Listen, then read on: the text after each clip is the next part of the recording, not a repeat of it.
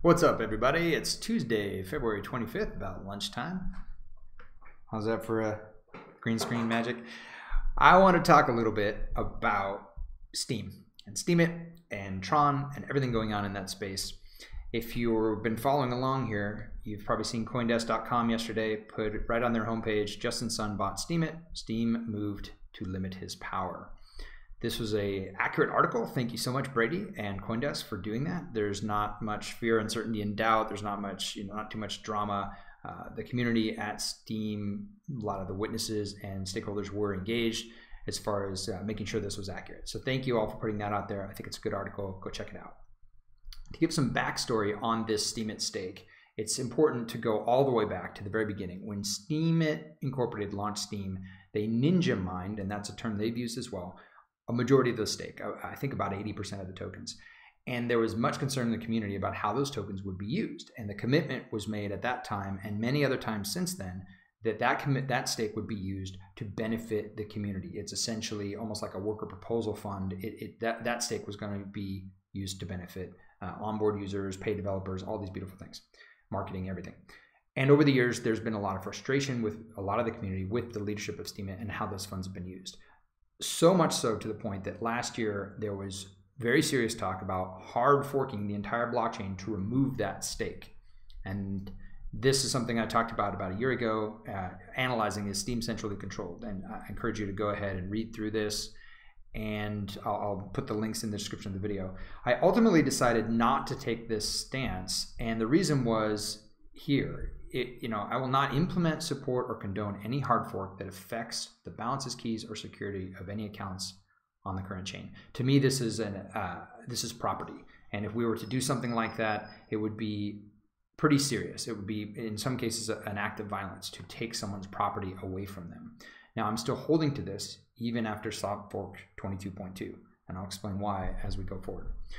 So, when Tron announced when Tron announced they did purchase Steemit.com, Steemit Incorporated, and the 20% stake is what I believe it is that Steemit Incorporated controlled, there was a lot of concern in the community. They posted on Poloniex Exchange that there was going to be a token swap between the old Steem token to the new Tron Steem token.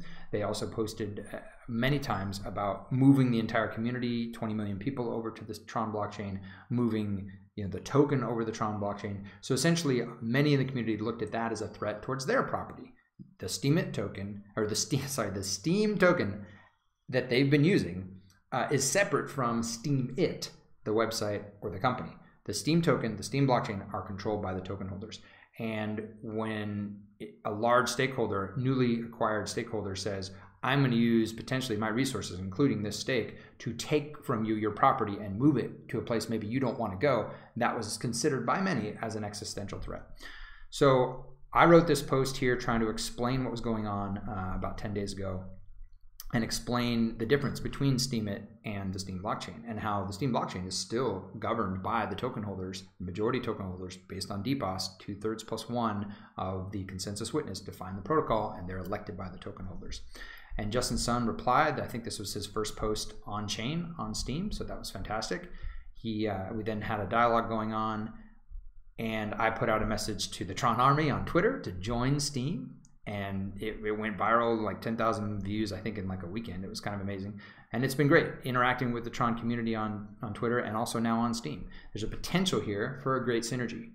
I think Steem, the blockchain, is an amazing technology, an incredible community is behind it, and we would love to have the resources and marketing abilities of someone like Justin Sun. I say we, meaning many in the community feel that way. Now, there are others, very clearly, that do not feel that way, that want to have nothing to do with Tron and Justin Sun. I'm not speaking for them. Everyone speaks for themselves. They all have their own opinions. But it's clear, in my perspective, that we need better leadership, and Justin might be able to provide that.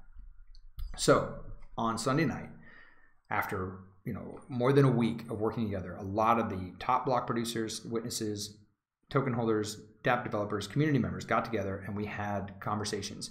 Now, I would have preferred those conversations to be completely transparent and open, and this was one of those difficult decisions I had to make in terms of it was seen as an existential threat. So if you have a threat to your blockchain, you need to patch that threat prior to announcing that you're going to patch the threat. because otherwise that threat will be exploited prior to your ability to safely patch it. That is the narrative, apparently, that was going through our minds. So we ran a test net, we tested the code extensively, and we wanted to make sure that when we pushed it out, it was going to act according to our intentions.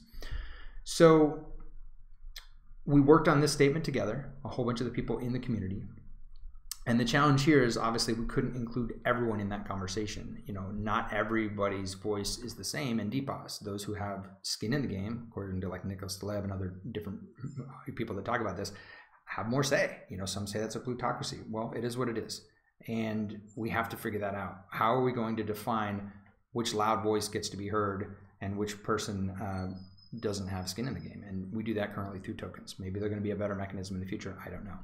But we came together as a community, and you can see the response has been very positive from the community. Also, you can see in this statement we made it clear, and I did as well, that if you don't agree, you can take your tokens and vote for different witnesses that you do agree with. And as you can see here, most of the witnesses are supporting this change, this soft fork, this temporary change. Now, I want to honor Tim Cliff here, who went and stuck with his principles and said, I disagree, and I'm not going to actually implement that.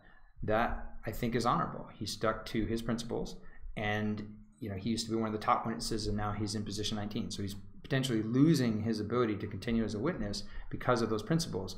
And to me, this is delegated proof of stake in action.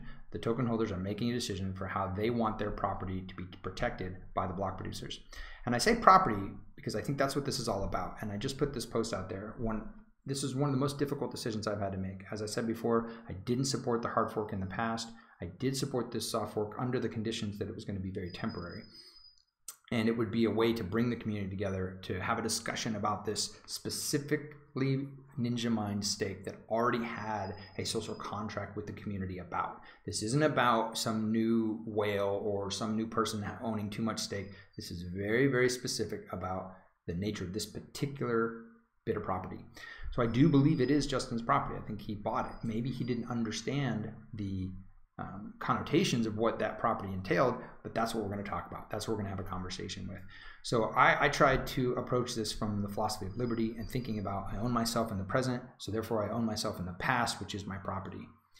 And thinking through that, I had to think about, is there any real claim to be made about this particular property being different than all the rest of the Steem tokens out there? And there's some points here that you can look into that support that. Now, I wouldn't go so far as to say it was like a lien or something like that you'd have in the traditional legal sense, because it wasn't on chain, and it really should have been. And that's what Hard Fork 14 was about. That's what, a year ago the conversation was about, is wanting this to be on chain. And the challenges of kind of lesser of two evils. If we did a hard fork then, we would have been directly taking someone's property away from them with the argument that we were doing it in the best interest of this other property, right? Very difficult argument to make. Ultimately, it wasn't made, and now we're at where we are now. We're trying to make a decision about this property today.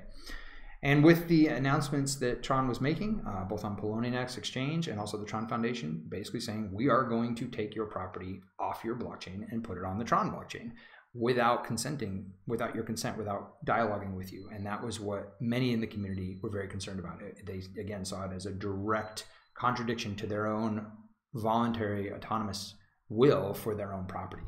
So to Justin Sun's credit, he immediately replied after we put that announcement out there and put the soft fork out there. He replied in a very honorable and respectful way. He did not take this as a threat, which is not how we intended it. So that's fantastic. We are not trying to threaten his property, in my opinion. I'm just one of many people speaking, but we want to come to an agreement. What we did was enforce on chain the consensus and the status quo as it was understood by us, and then have a dialogue and remove that temporary restriction on his property in order to, on-chain, directly code in the future what his intention is for that property. And that will give everyone in the community the ability to make a decision then, whether they want to continue with the Steem system being moved into the Tron ecosystem, or whether they want to have both systems thrive, or whether they want to have some other outcome. We need to have these discussions. And now we're going to have them. On March 6th, there's going to be a town hall with the top witnesses who are actually the ones that define the Steem protocol based on stake-weighted vote.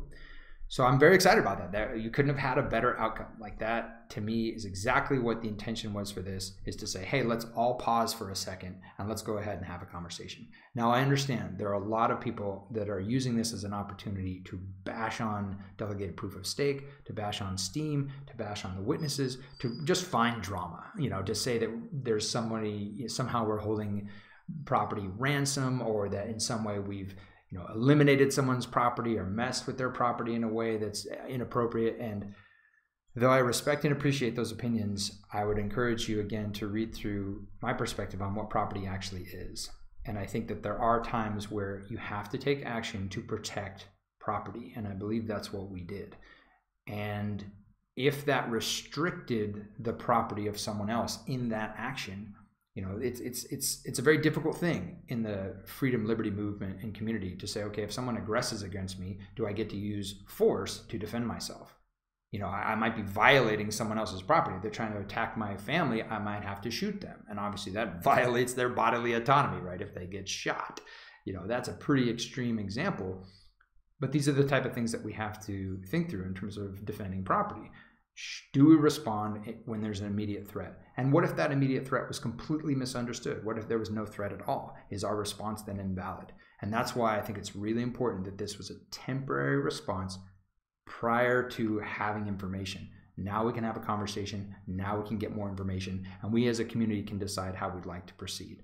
Ultimately, I agreed to this under the conditions that it would be temporary. There were certain aspects of it, such as freezing the liquid tokens, that I didn't agree with.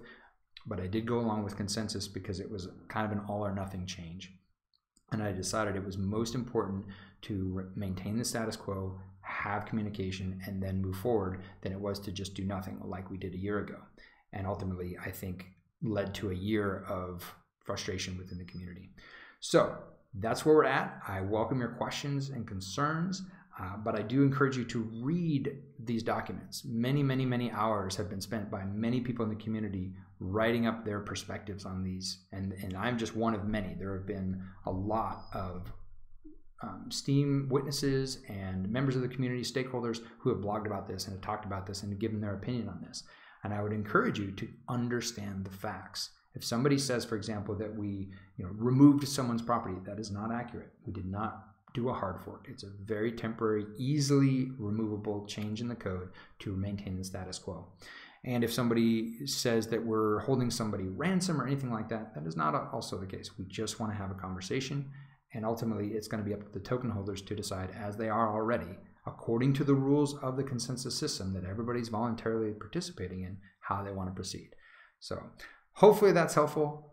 Hopefully you understand that even though this sounds like a bunch of crazy mumbo jumbo today, in the future, this might be a very historical moment. This might be a moment where people can come together and actually have a mechanism for defining property, conflict, and governance without the need for threats of violent force. That I'm very excited about. So to the Steem community, please don't spread misinformation. Be accurate with what you're saying. And if you're not informed, go get informed. To the Tron community, we welcome you to the Steem ecosystem. And if there's value for us to join the Tron ecosystem, please let us know. That we feel this is a voluntary decision that we get to make. You get to sell us on the value you're going to create for our community. So please do so. And if there's value there for the Steem community to join with Tron, those who want to do that will voluntarily choose to do so. And to Justin Sun, if you happen to see this, thank you for your response. Thank you for your reply.